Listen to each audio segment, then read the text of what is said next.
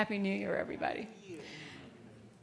So there was a school teacher named Allie who was, at the beginning of the year, really discouraged. And instead of deciding to set a bunch of New Year's resolutions like she normally did, she decided to set a one-word intention. And the word was grace. And she wrote this on a sticky note and put it on her desk. And every time something would happen during that school year, she would ask herself, what would grace do? She noticed that as the days went on and the year progressed, that she was speaking a lot kinder to herself and to everyone else. She noticed that she wasn't working as hard late into the night. She noticed that she was enjoying her life a whole lot more and saying no without apologizing when she needed to say no. At the end of the year, she realized that her life had completely changed. And she said it wasn't so much that I changed or that my life really changed because she still had the same job, the same responsibilities, the same friends, the same home. But the way she lived her life changed. And it made all the difference. You see, setting an intention doesn't have to be some big, powerful, grand thing. But it changes everything when we live it. And so we're invited to live our intention. Martha Smock says this, if you have felt limited in any way, it is time for a change of thought about yourself and your life, a change from any belief in limitation to a belief in the unlimited power of God in you, which awaits expression through you. We can make this change in just small ways that can make a huge difference to our lives. New Year's is a great time to do this. It's a new year, it's a new start, and often we have made New Year's. How many of you made New Year's resolutions this year? Yeah. And not too many, because you've been coming here, you know. You know what I'm going to say. It's okay. It's just that 23%, statistics say 23% of people will break their New Year's resolutions in the first week, and 43% in the first month. And by the end of the year, less than 10% of the people who made New Year's resolutions will have stuck with them. And so in Unity, we do something a little different, and that's do a white stone ceremony, set an intention. And I get, it can be hard because we look at the news and it can bring you down a downward spiral of fear and worry and anxiety. And it's so easy to go there, and we want a quick fix to get us out of that. And really, when we set an intention, it's about setting up a new habit, and habits don't just come about. We have to work it. We have to have determination. We have to have commitment to it, conviction, persistence. And it can be challenging. Our brains need to create new neural pathways. It's not easy to create a new habit, but it can change everything when we do. Probably like many of you, but New Year's Eve, our family had a celebration. We took our kids and grandkids to San Diego, and we were staying in this house outside of the city in El Cajon, and on top of a hill. There was nothing around it. It was beautiful, but there was nothing around it. And so we had this house that we all stayed in, and we had a big New Year's Eve celebration, and this is from New Year's Eve. We did a New York New Year's Eve because, kids, and we wanted to get done at 9 o'clock instead of midnight. And that is not Photoshop. That is actual confetti that went everywhere because we had these popper things, and it was a big bang, and then there was a big mess and a big cleanup, too. But, fun New Year's Eve. So on New Year's Day, we did something different. And this is something that I've been wanting to do for a long time. And I didn't know if our family members would be in on it or not, if they would be willing to go for it. And every year I say, I'm going to do this, and I tell Kevin, and then it gets too late, and it's too late to do it.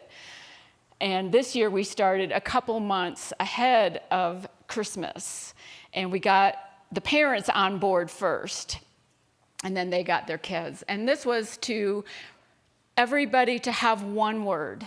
Pick one word that resonates with you, and then have it be a word that you want to carry into the new year. And then Kevin and his son cut out all the letters, or you had a machine or something. You didn't actually cut them out, did you? No. Oh, yeah. And we got matching T-shirts, and we had everybody's word ironed on the T-shirts. And so New Year's Day, we all wore our T-shirts, and everybody had a word. And then my daughter, Trish, and her husband, and little Zoe, Zoe still had the flu, so they weren't able to join us. So they took a picture. They did it at home and took a picture and sent it. And somehow we will Photoshop those together and get us all in one picture. So it was really sweet, because this was a vision I had for a lot of years of something I wanted to do with our family. But the best part of the whole thing was, after we took the picture, we went around the room and everybody got to explain their word. Not justify it, just like, why did they choose that word and how did they see it playing out in their life? And our little grandson, Beckham, who's will be 5 this month, picked brave.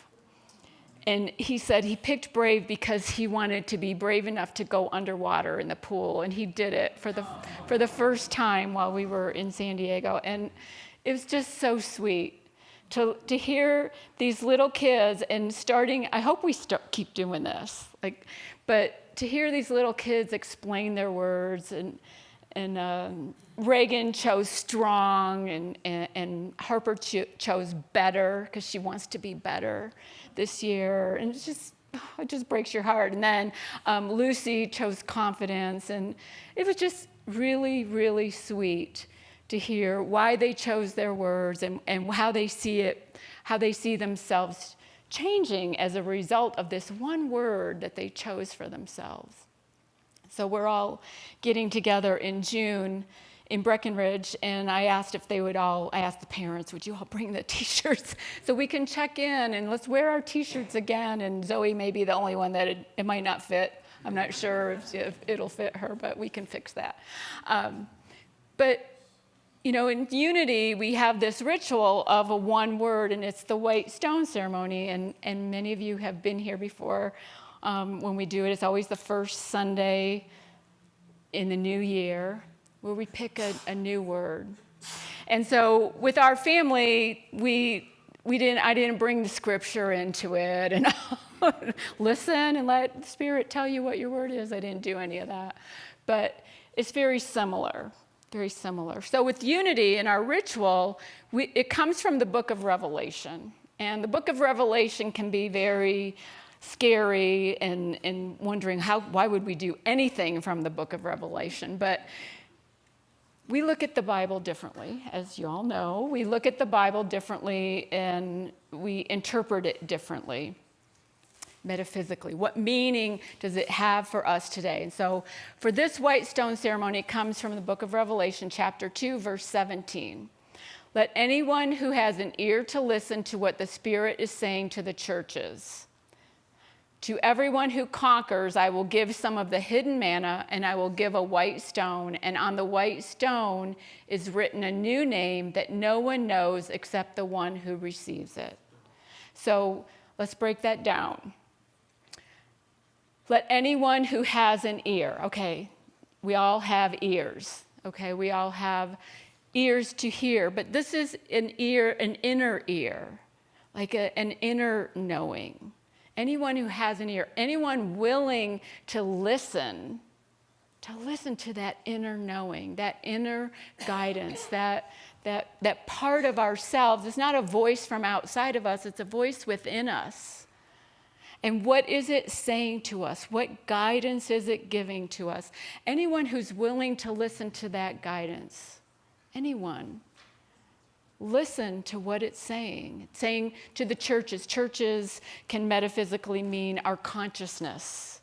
So what is Spirit saying to you in consciousness? What are those words that are coming to you? To everyone who conquers. So everyone who is willing to overcome life's challenges. Anyone who's willing to overcome egoic tendencies, negative thoughts, negative thought patterns. Anyone, if you hear the guidance and you're willing to conquer, willing to step forward with faith and hope, it takes faith and hope to do this, then what does God say? I will make you 3 promises. I'll make you 3 promises. The first promise is some hidden manna. Now, if you know your Bible and the Hebrew scriptures, manna is what the Israelites were given for nourishment when they were in the desert. And every day they got manna. And they were not to store it up. They were just given an amount sufficient for that day. And it was funny because I was reading Naomi Levy, Hope Will Find You, and she talks about the manna like, the first day you're thrilled, and the second day you're still kind of happy. By the third day, you're kind of sick of this manna. But here we want to look at hidden manna. It's something we cannot see. It's not sustenance for our bodies, that like food or drink, the things that we eat or drink, but it's a hidden source of nourishment. For us, it can be truth. It can be guidance. It can be our life force with that hidden inner part of us, that we will be given this. We will have this nourishment. We will have this nourishment. And in Jesus' time, he talked about this hidden leaven in the bread. It was yeast. And what does yeast do? You can't see it in the bread, but it helps the bread rise. And hidden manna, hidden nourishment for us, for our souls, for our spiritual awareness, is this nourishment that, I lost my train of thought, that will help our consciousness rise. It'll help us rise in consciousness, help us rise in our thought process. So that's the first promise. We will be given this hidden manna. It will never run out. It will always be available to us. And the second promise is we will be given a white stone. Everybody got a white stone, right? You got a white stone. We'll be given a white stone. In the time of Jesus, when somebody was released from prison, they were given a white stone. The white stone signified a clean slate, a fresh start. It's like the Etch-a-Sketch that you flip and it's not there anymore. We've served our time. It's time to release that. It doesn't mean you change the past, but you move forward without this heavy burden that you're carrying. For us, if we want to look at this metaphysically, this white stone, this clean slate, is our ability to start new, to start fresh, to take this moment and say, this moment going forward doesn't erase the history. Eric Butterworth calls it the midpoint between here and eternity. We're at this midpoint. We've got a history. We've got however many years behind us, and they all are written on. But the midpoint is where our power is, because going forward, however many years we have going forward, they're blank. We create them. We get to create these, whatever's going forward. And at this midpoint is our moment of choice. This moment that we get to constantly choose and choose and choose in every moment going forward. So we have a fresh start, this white stone. That's what that signifies. And on the white stone, you will receive a new name. Nobody knows except the one who receives it. It means it's just for you. Nobody knows why you might be called. You don't have to share it with anyone. You don't have to get approval. You don't have to validate it. It's your name. Maybe it's a new quality of spirit that you want to come forth. Maybe it's a new title or a new way of showing up, or something is in you, something in you is longing to come forth. It's your new name, your new identity. I've been watching Pluribus. Anybody been watching Pluribus on Apple? Yeah, woo. So nobody knows this except you. In Pluribus, there's this like joining, oneness, and everybody can know what everyone else is thinking. Nobody knows what you're thinking. This new name is just for you. You don't have to share it with anyone if you don't want to. You don't have to justify it. You don't have to go on social media and tell the world what your new name is. And it doesn't matter if somebody doesn't get it, because it's just for you. You know, when we are called to something, it's not going to make sense to everybody else, because it's our calling. It's our new name. It's our new identity. Did I get through that? I guess I did. That was the third promise. So these three promises, if we're willing, if we're open, if we're willing to hear the guidance and conquer, and which, move beyond the limitations that we put ourselves under, we will be promised this.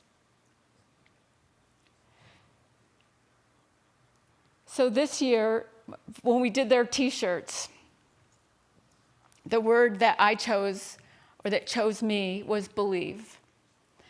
I've got a lot of things coming up this year that I'm a little nervous about and I haven't done before. And believe is a word for me that helps me see that I can do it. It's like, so when you have your computer software and you get a virus, you get malware, that's like your negative thoughts. That's like your worry and your fear and those things that say, I can't do this, I don't. And your word, your spiritual practice can be your antivirus software. It can help you remember, oh yeah, this is how I was going to show up. So we were in this house in El Cajon, and one morning, four of the adults decided they were going to walk down. Now it's 400 vertical up from the gate to the house, half a mile. So it's pretty steep. And four of them decided, and they asked me if I wanted to go, and I said, I'm not ready, but you guys go ahead. So they went down, and then they came back up, and they all come back up huffing and puffing, and I said, I'm going to do this, but I'm going to go 3 times. So I went down, and it's steep, and it's gravelly, and you got to have some good grip and shoes to go down this hill, mountain, really, so you don't slip. But that malware, don't fall. Oh, do you think you can do it? And so I went down and I was coming back up, and it is harder than I expected. And I get to almost the top, and Kevin's waiting for me. He's worried about me, because I went by myself. And I said, I'm going again. I'm going again. I run 3 miles. I can do this 3 times. It's 3 miles. So I go down again, and Going down is okay because the heart slows down a little bit. Coming up, my heart rate's pumping pretty hard. And the whole time I'm thinking, okay, Sue, know your limits. What's that? An ego? Know your limits. You know how old you are. Like who do you think you are? The other adults didn't make it 3 times. Who do you think you are? Let this be enough. This is enough. The whole way walking up until I remembered, well, it's on my t-shirt, believe. Believe. My antivirus software was kicking in, and I got up to the top and I said, believe, I can do this. So I went down again and came back up and felt great. Now, yes, I was huffing and puffing. It took me a little over an hour, and it was really a good workout, and I paid for it the next day. But our words, our intentions can make a huge difference if we live them, if we work them. Like Allie, the teacher, what would Grace do? What would a believer do? We need to be reminded of these. So you when you have your stone with your name on it, put it somewhere where you're going to see it, where you're going to remember it. It can make a big difference in your life, a huge difference in your life. And for me, a belief, you have to have a little bit of belief. You have to believe just even a little bit to make something possible. So if you don't believe in it, it's not going to happen. Just have that much belief. The size of a mustard seed, right? It can make a huge shift if we live it. So we're going to head into a guided meditation now and give you an opportunity to hear your word, to receive your word, your new name, your new identity. And if you don't get it today, that's okay. Take your stone with you, and it'll come. When we ask, we will receive. If it doesn't come today or doesn't come tomorrow, it will. It will. So just be persistent and believe that it's possible, and you'll get your word. So again, is there anyone that doesn't have a white stone? Well, our greeters, there's one up here, or one of our greeters bring the basket over. A couple people, keep your hand up if you don't have one. We want everyone to have one. And once you have your word, you can also ask for a deeper knowing of that word, and perhaps you'll get a first step, an action step of how you're going to express that new name. Okay, everyone has one now? Right? Okay. So I invite you to hold your stone in your hand. This is your fresh start. Close your eyes if you feel comfortable, or soften your gaze, and invite the activity of spirit into your heart and mind for the next few minutes. And listen. Whenever we ask, there is already an answer. And so we invite Spirit to reveal a new name for you, a new intention of being to be written on your white stone. Perhaps there's a new career, a new title, a new quality or characteristic of Spirit that is pressing out through you. I invite you to give your ego a few minutes off and let that holy, divine self in you come through. Give yourself permission to know that you have a new quality, a new identity, wanting to express a new name.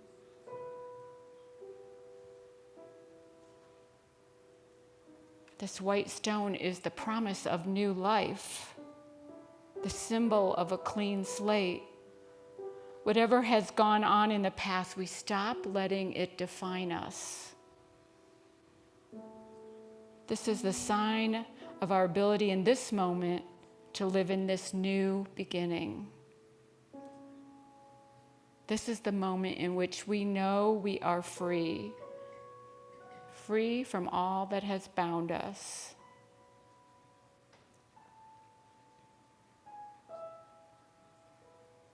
Anytime you look at your white stone in the future, you have an opportunity to realize that you have the gift of choice, the gift to live differently, to live a more fulfilling life, to begin again, to connect with Spirit.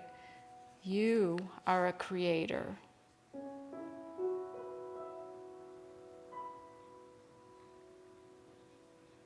No one in the entire universe except you and Spirit know what this new name is. But it has come to you to be lived out, to be expressed, to be embodied as you. It is what the divine is calling you to be or do. It's a whisper from your soul that you are so much more than you have ever let come into expression.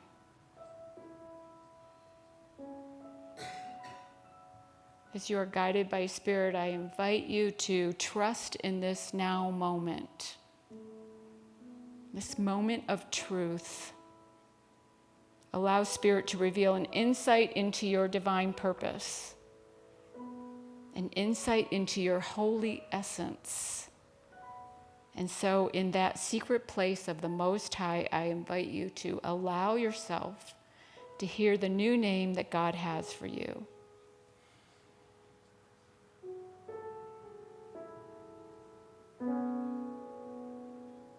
As that name becomes clear, allow yourself to write it. Whatever it is, know that it is your sacred name that your higher self is calling forth.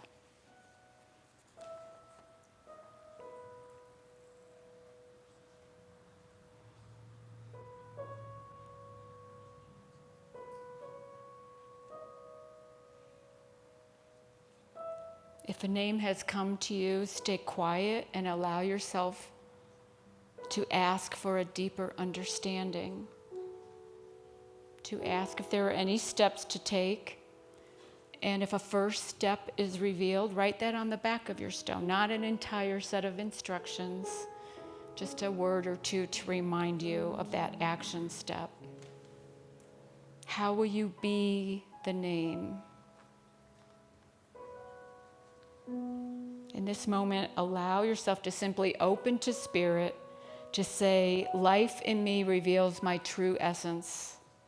Life in me reveals my next step. Life in me lives a joyous, peaceful, fulfilling life. Behold, I make all things new, for you are my beloved, in whom I am well pleased.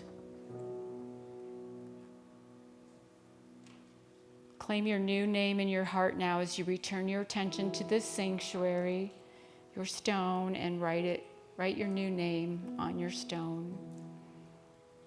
It's your Father's good pleasure to give you the kingdom. Accept this consciousness of ever-increasing good in your life and invite you to carry the stone with you as a reminder of that.